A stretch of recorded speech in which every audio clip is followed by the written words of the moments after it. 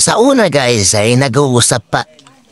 Pero maya-maya ay tatahimik na yan guys.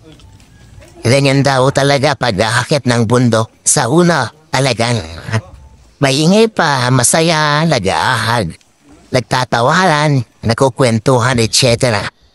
Pero maya-maya, eto na. Ayan na.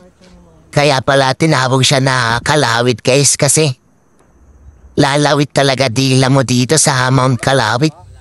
Ayan. Maganda pa ang kwentuhan nga dito pero habang umaakyat, habang tumatas yung inaakyat, ayan na. Tapos nakikita mo yung mga kasamaan mo, yun no. Nauna na. At dito talagang wala nang usap-usapan. Wala nang tawanan dito, tahimik na lahat. At magiging masaya na lang ang grupo ulit pag nakakita ka na ng camp kung saan dito kayo matutulog for the night.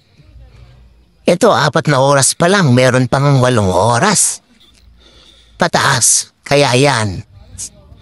Tahimik ulit after. Pero, masaya dito dahil camp ito, so marami kaming nakikitang mga kasamahan dito. So yun, panahon para makipag-socials guys.